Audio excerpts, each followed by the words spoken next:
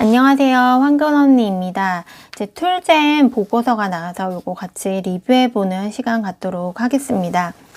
일단 툴잼은 유전자 가위 전문 바이오텍 회사라고 합니다.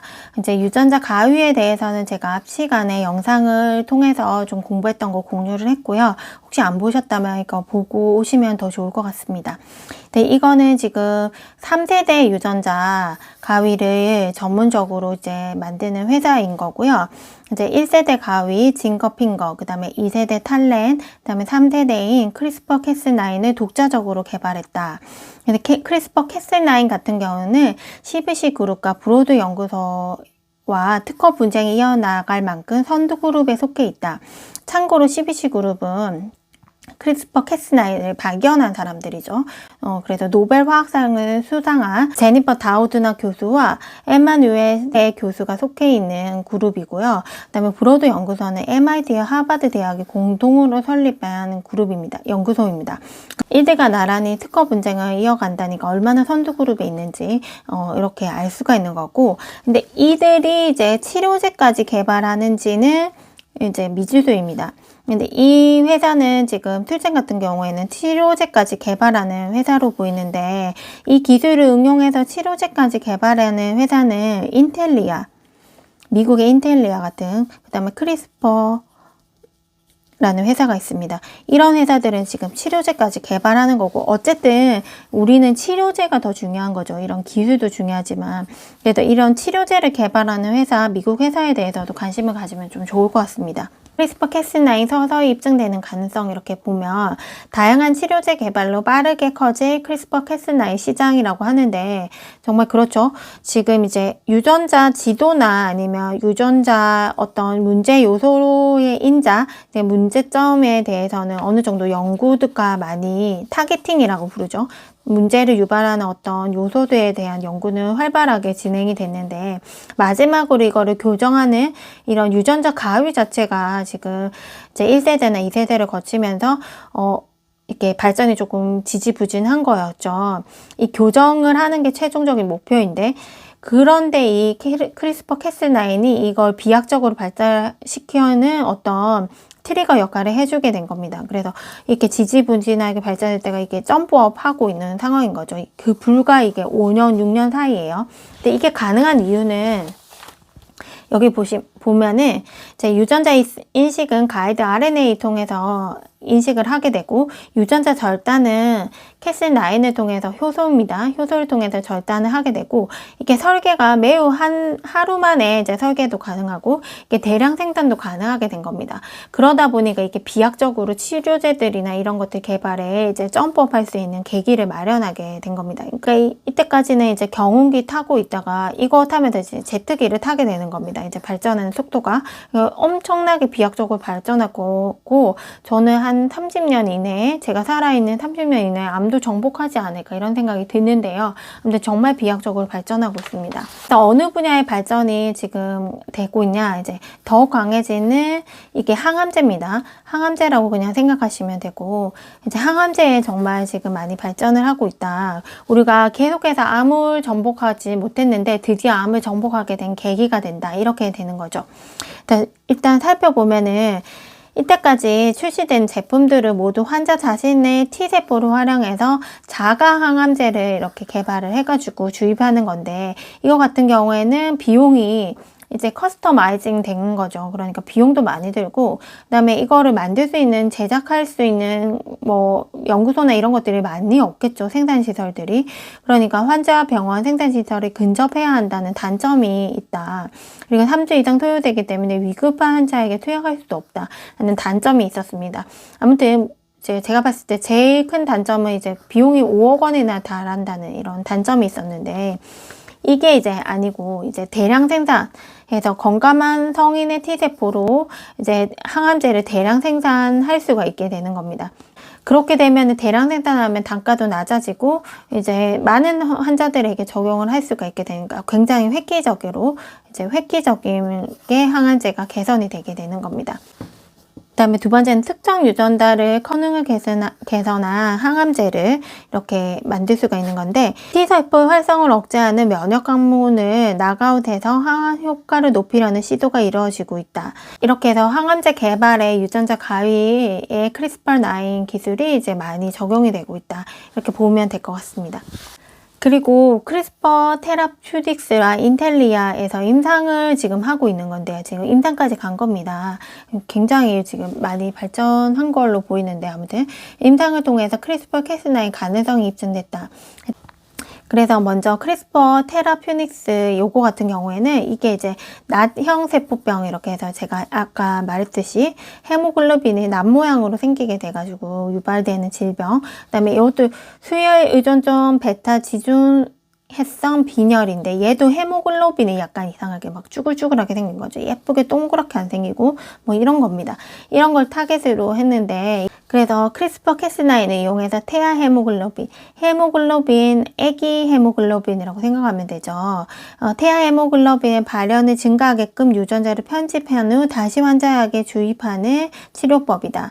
그리고 새롭게 만들어진 태아 헤모글로빈이 돌연변이 성인 글로빈을 대체해서 증상과 수혈 횟수가 줄어드는 것으로 기대된다. 두 번째, 크리스퍼 테라퓨틱스에서는 이제 B세포 종양을 타겟으로 하는 이제 항암제를 지금 개발했는데, 이게 지금 면역 반응을 일으키지 않도록 개선해가지고 이것도 효과도 좋고 지금 안정성도 매우 높다고 지금 나오고 있다고 합니다. 그리고 두 번째는 인텔리아, 여기에서는 보통은 이제 체외로 이렇게 뭔가 세포를 떼내가지고 이걸 조작해가지고 다시 세포로 넣어가지고 이게 세포가 이제 몸 안에서 증식되는 이런 방법을 추구했다면, 이거는 최초로 이제 인체 내에서 유전자를 편집하는 방식이라 관심이 높아지는 후보 물질이다라고 합니다. 그러니까 제 생각에는 유전자 가위를 그냥 안에 넣는 거죠. 타겟팅한 그 조직 안에 넣게 돼가지고 이거를 유전자 변이를 일으키는 이런 과정을 거치려고 하는 것 같습니다. 그래서 이게 지질 나노 입자의 기술을 이용해서 가이드 RNA와 캐스9을 RNA 해간에 전달하고, 해간에 잘못된 TTR의 단백질을 생성하는 유전자를 낙아웃하는 방식이라고 합니다. 그래서 보면 안정성도 지금 부작용이 거의 경미한 부작용이 있는 정도고, 안정성도 굉장히 좋고, 유효성 테스트, 그러니까 유효성 데이터도 굉장히 좋습니다. 그리고 장기적으로 아까도 말했듯이 요거 1회 투약으로 기존 약물과 유사한 치료 효과를 얻을 수가 있다고 합니다. 그러니까 기존에는 막 주 1회씩 이렇게 3달에 한 번씩 이 약을 복용을 해야 되는데, 이거는 원샷 테라피라는 점에서 장점이 있다. 굉장히 획기적인 거죠. 한 번만 주입해도 된다는 점, 이게 굉장히 획기적으로 보입니다. 그리고 이제 막바지로 향해 가는 특허 분쟁이라고 되어 있는데, 아까 저희 3사 3개의 회사가 지금 특허 분쟁이라고 했죠. 툴젠, 12시그룹, 브로드 연구소. 치열하게 특허 분쟁 중인데, 일단 1라운드는 12시그룹이랑 브로드 연구소였어. 근데 얘네들이 붙었는데 브로드 연구소가 이제 우위를 점하게 됐다고 합니다. 그러면은 이제 브로드 연구소와 툴젠이 붙게 되는데, 근데 이미 툴젠이 지금 시니어 파티라는, 그러니까 더 우위적인 지위를 얻었다고 합니다. 그러면은 어떻게 되느냐, 이제 브로드 연구소가 너희가 주니어 파티니까 그러면은 너희가 입증을 해야 돼, 이렇게 되는 겁니다. 너희가 먼저 발명한 거를 입증해야 돼, 우리는 가만히 있을게, 이렇게 되는 상황인 거죠. 그러니까 실제는 굉장히 유리한 고지를 먼저 탈환했다는 거는 사실입니다. 그래서 여기 보면 시니어 파티가 선 발명자로 인정받을 확률은 75% 이상이다, 이렇게 되는 겁니다. 그리고 합의로 마무리될 가능성이 굉장히 높다.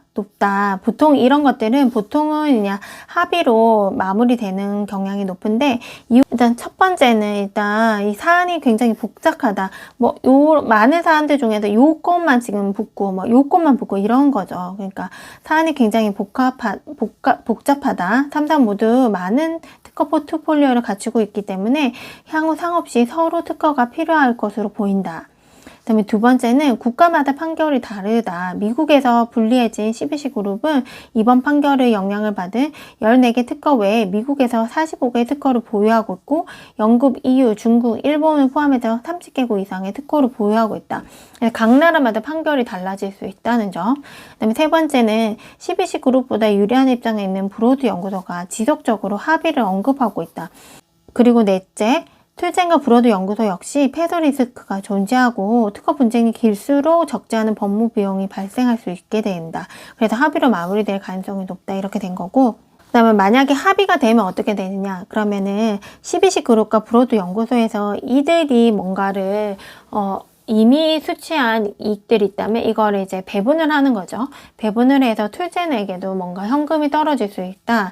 그리고 그 현금의 규모가 한 850억 원 정도 된다고 합니다. 그러니까 굉장히 큰 금액에 그냥 현금이 뚝 떨어지는 거죠. 그러니까 이런 가능성도 있기 때문에 이거를 결과를 한번 주목해보자 이렇게 되어 있습니다. 그래서 툴젠의 파이프라인 보면 일단은 치료제 쪽에서는 조금 발전이 느린 편이다. 이제 임상에 진입한 후보 물질은 없다고 합니다. 왜냐하면 3번의 코스닥 상장의 실패를 겪었다고 하고요. 그러다 보니까 개발 속도가 좀 늦어지고 하는데 그래도 괜찮아. 이렇게 말하는 게 경쟁 업체와 타겟 질환이 다르고 개발 방식도 차이가 있기 때문에 상업적인 성공 가능성은 충분하다고 판단한다. 그래서 이제 툴젠의 파이프라인은 사리코마리투스병, 그 다음에 혈우병, 간염, 난소암, 줄기세포 치료제 이런 것들 관련해가지고 지금 치료제를 개발 중이라고 합니다. 좀 재밌는 거는 갈변 억제 감자와 HI 콩, 이제 HI 콩은 여기 하이 올리 콩이죠. 아까 말했던 올리액산의 함량이 높은 콩입니다. 요런 거 개발하는 거, 그 다음에 감자도 갈변을 억제하는 감자 요런 것들 해가지고 이거에도 일정 부분 현금 창출을 할 것으로 기대된다고 합니다. 여기 보면 이제 콩 같은 경우에는 시제품 판매가 가능한 전망이고요. 이제 내년에 30억에서 50억 원 정도의 매출액이 예상되고 있다. 이거는 거의 이제 시판까지 가는 거죠. 바로 우리가 사 먹을 수 있는 정도까지 발전이 되어 있는 상태입니다. 그래서 관전 포인트에서 아까 말했죠. 이제 특허 합의가 되면 850억이라고 했는데 정확한 금액은 825억이네요. 이제 툴젠이 수취할 금액을 합의가 되면은 이미 이제 그들이 현금 받은 거 중에 이제 쉐어하는 거죠. 그래서 825억 정도를 받을 수가 있게 된다. 그 다음에 R&D 모멘텀도 기대가 된다. 이렇게 되어 있습니다. 보면은 크리스퍼 테라퓨닉스와 인텔리아의 시가총액은 약 5조 원인데 얘는 6,300억 밖에 안 되니까 시총에서부터 이렇게 많이 차이가 나는 거죠. 제가 이제 영상 외로 인텔리아랑 크리스퍼 이 기업에 대해서도 조금 전 따로 공부를 하면 좋을 것 같다는 생각은 하는데 아무튼 시총이 어마어마하네요. 근데 툴젠은 이제 굉장히 작은 기업이니까 이제 이만큼 확대될 가능성이 있어 보인다. 물론 이제 미국이기 때문에 시총 차이가 이렇게 나는 것도 있죠. 이건 주식시장의 크기 자체가 차이가 나는 거니까 그러는 건데 아무튼 이거 비교해 보면은 툴젠도 성장 가능성이 어마무시하다 이렇게 보입니다.